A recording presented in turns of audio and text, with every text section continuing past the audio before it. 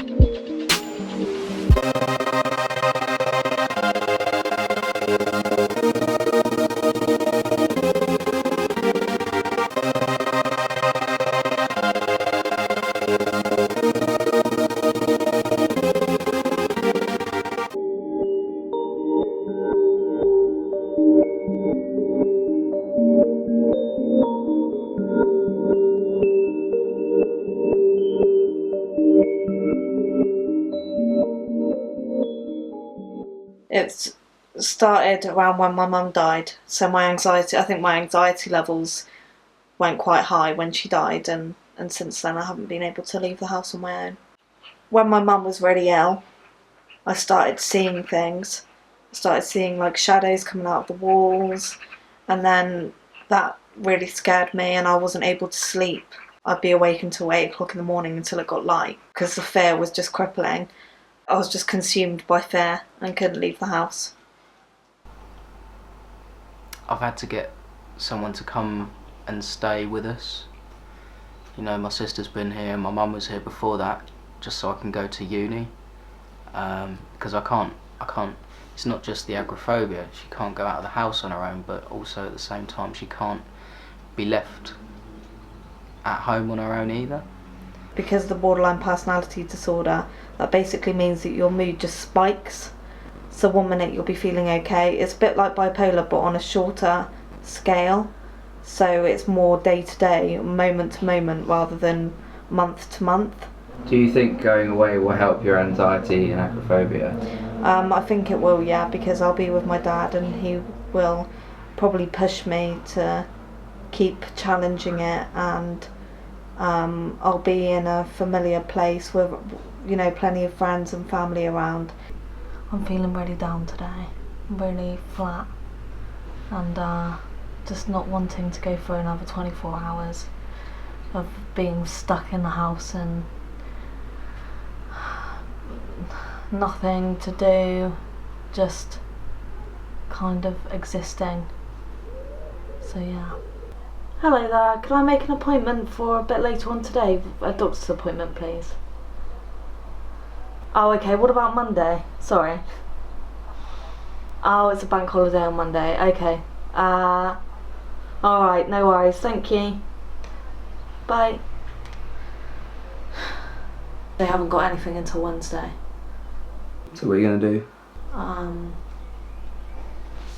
don't know. Well, this just sent me a letter,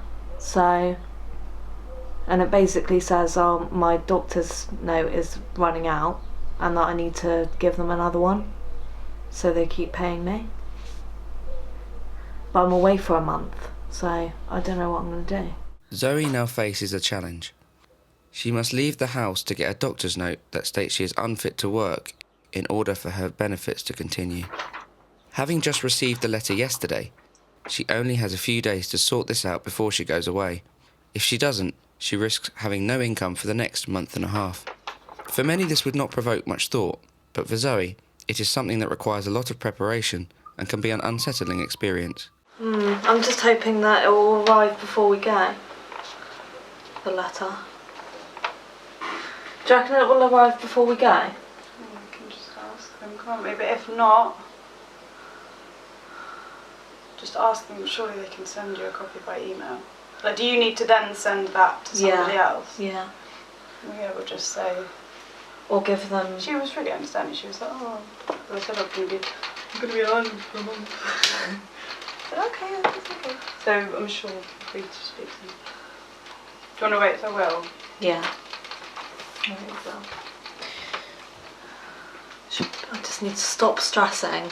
Yeah. And everything will be okay. It will. It'll be fine. Yeah. They're only people, aren't they? They're not like... Yeah, they're not dinosaurs. Well, some of them might be.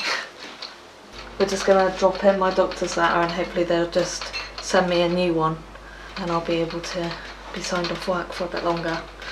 If I can't even leave the house on my own, how do they expect me to work?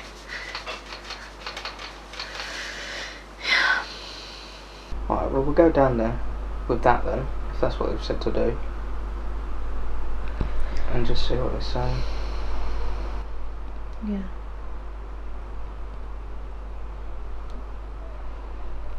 When did it say on the letter that it had to be renewed by? I don't know.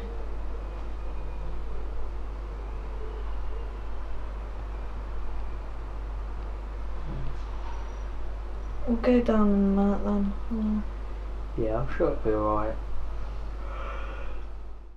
Before I leave the house, I think about all the different roads I've got to cross, the loud noises of cars, the people looking at me, and it goes round in my head and I start to get quite anxious.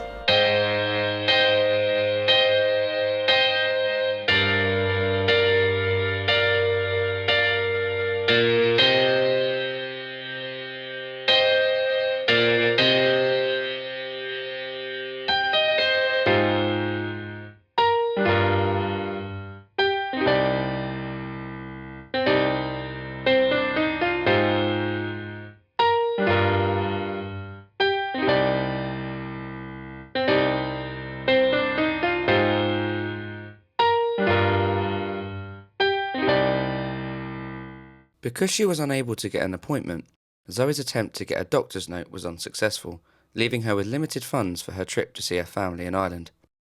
She now faces financial stresses on top of everything else.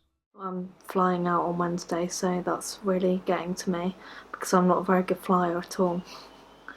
And I get really scared. But hopefully I'll just pop a few diazepam and I'll be alright. Do you think it's the agoraphobia adds to that? Oh yeah, definitely.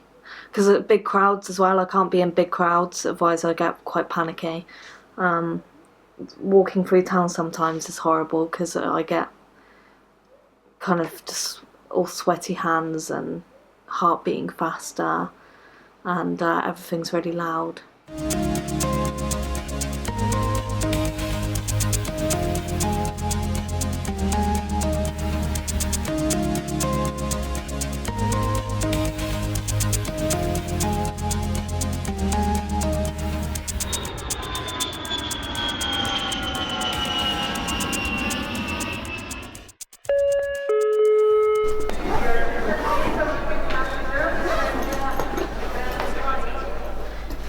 Consumed by fear, the thought of dealing with the flight became too much for Zoe, and late last night, she decided that it would be best to go straight to Cornwall to spend time with her father, in the hope that it will help her overcome her agoraphobia.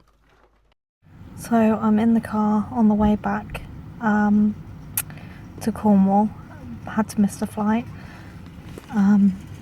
Just too anxious to even think about getting on a flight. It consumed me, every part of me, for the last couple of days, and I just couldn't get on it. I'm gonna have to try and get out of the house on my own whilst I'm in Cornwall, because Will's going to be working full time and I need to be able to get my prescriptions and things. So I'm going to try and get out and walk by myself, which is very scary, but I think I can do it.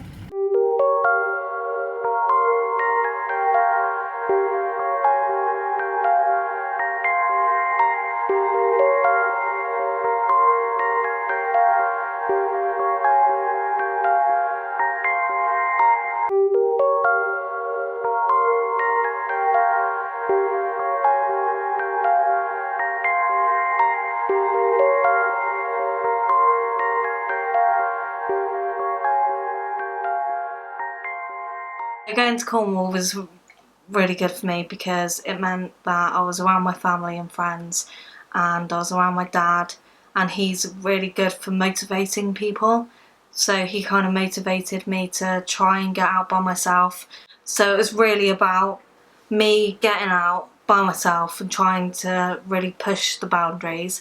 The first time I went out was going into town, and I think I pushed myself a little bit too much then because I had a panic attack. My head was going at 100 miles per hour.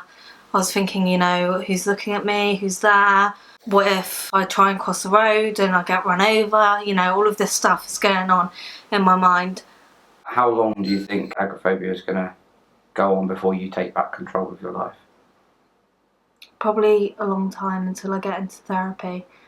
I've had it all my life, but it only gets bad at certain times, like it'll flare up.